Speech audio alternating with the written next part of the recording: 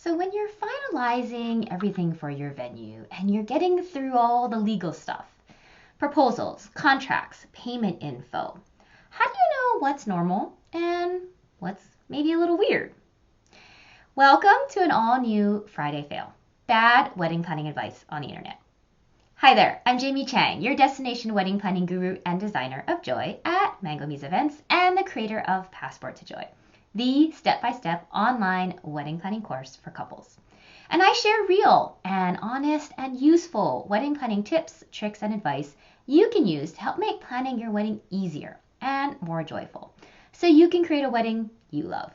Because wedding planning isn't always very happy. It can be stressful, confusing, overwhelming, and sometimes downright painful. And nobody wants that. So we're bringing the joy back to wedding planning. Are you ready? Let's do this.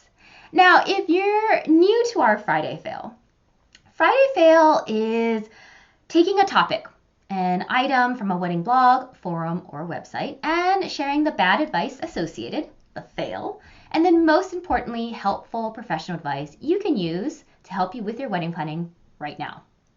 So today, this bride or groom writes, has anyone's venue asked them to fill out a credit card authorization form? I'm not sure why it's necessary. I don't understand. If I paid the deposit via check and the rest is due 5 months before the wedding, and I plan to pay that with a check also, I don't get it.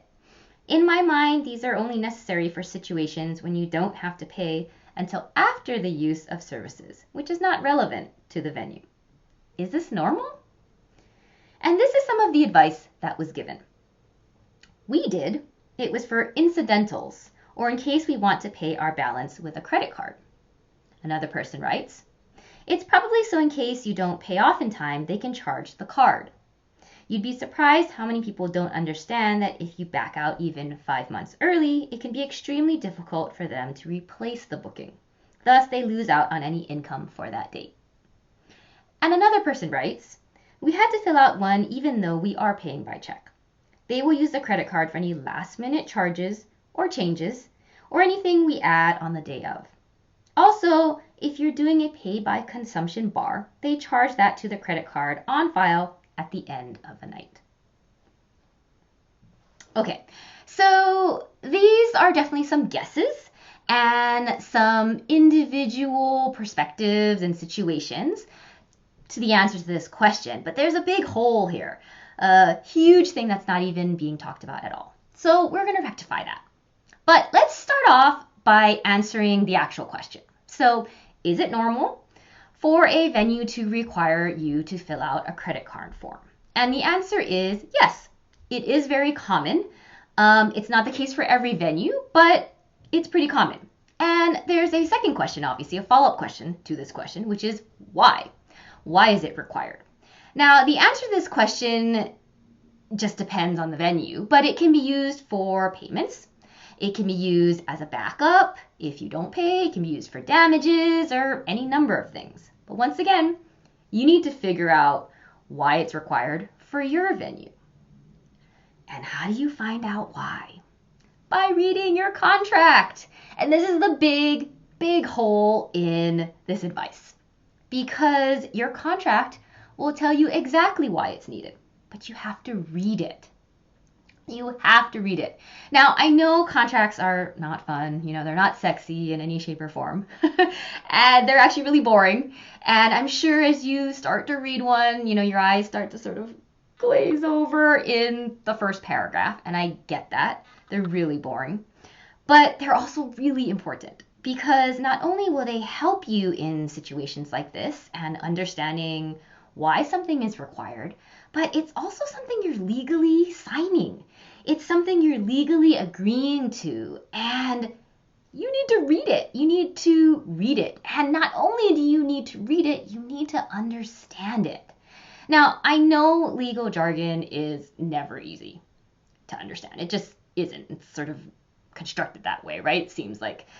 But as someone who's not a lawyer or never been a lawyer, but someone who reads a lot of contracts, there is a way to make it easier, a way to make what you're reading more understandable and just easier to get through. And this is how. You want to think of your contracts as an if-then statement. So if this happens, then this happens. And if this happens, then this happens. So in this particular situation, it might be something like if damage beyond normal wear and tear occurs to the venue by the client or guests, any repairs necessary will be charged to the card on file. Or maybe it's something like the estimated balance is due on XYZ date, and any remaining balance will be charged to the card. But we're not just talking about payments here, right? Contracts sort of involve much more than payments. So it also applies to everything else in the contract. Maybe what happens if the venue gets sold, or what happens if a vendor gets sick, or what happens if something happens to all your photos. The contract will lay out the details of all of those if-then statements. So your job is to read it, to understand it, and then feel comfortable with those terms before you sign.